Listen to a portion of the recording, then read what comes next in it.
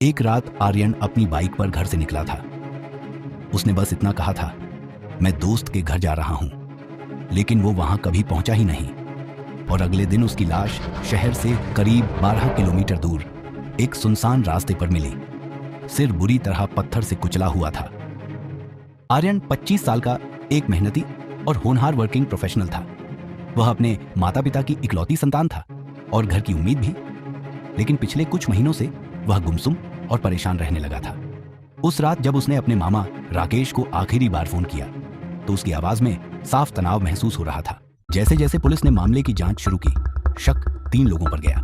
पहला शक उसकी गर्लफ्रेंड शालिनी पर गया। कुछ समय से आर्यन और शालिनी के बीच बातचीत बंद थी। आर्यन को शक था कि शालिनी का किसी और से अफेयर चल रहा है और इस वजह से उन दोनों के रिश्ते में दरार आ चुकी थी। पूछताछ में शालिनी ने कहा, आर्यन अब बहुत पजेसिव हो गया था और मैं उससे दूर हो रही थी। दूसरा शक गया उसके पड़ोसी रोहन पर। कुछ दिन पहले आर्यन की बाइक गलती से रोहन की कार से टकरा गई थी। दोनों के बीच जमकर झगड़ा हुआ था और रोहन ने धमकी भी दी थी, इस बार बाइक तोड़ी है, अगली बार कुछ और तोड़ूंगा। लेकिन तीसरा नाम जिसने सभी को चौंका दिया वो था राकेश, आर्यन का मामा। जांच में सामने आया कि राकेश का आर्यन की चाची से संबंध था। आर्यन को यह बात पता चल गई थी और वह लगातार राकेश को यह रिश्ता खत्म करने की चेतावनी दे रहा था। उसने अपने एक दोस्त को यह बात बताई भी थी और कहा था, अगर उन्होंने मेरी बात नहीं मानी तो मैं सबको बता दूंगा। पोस्टमार्टम रिपोर्ट में आर्यन की मौत का कारण सिर पर किसी भारी वस्तु से हमला बताया गया। पुलिस को मिले मोबाइल कॉल लॉग और सीसीटीवी फुटेज से साबित हुआ कि जिस समय आर्यन की बाइक उस रास्ते से गुजर रही थी, कुछ ही मिनटों बाद राकेश की गाड़ी भी वहां से गुजरी थी।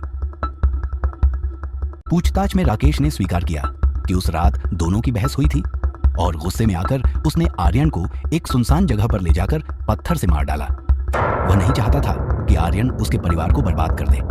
राकेश ने सबूत मिटाने की भी कोशिश की, लेकिन मोबाइल लोकेशन, कॉल रिकॉर्ड और फुटेज ने उसकी साजिश को बेनकाब कर दिया। अंततः राकेश को आईपीसी 302 के तहत गिरफ्तार किया गया और कोर्ट ने उसे उम्र कैद की सजा सुनाई।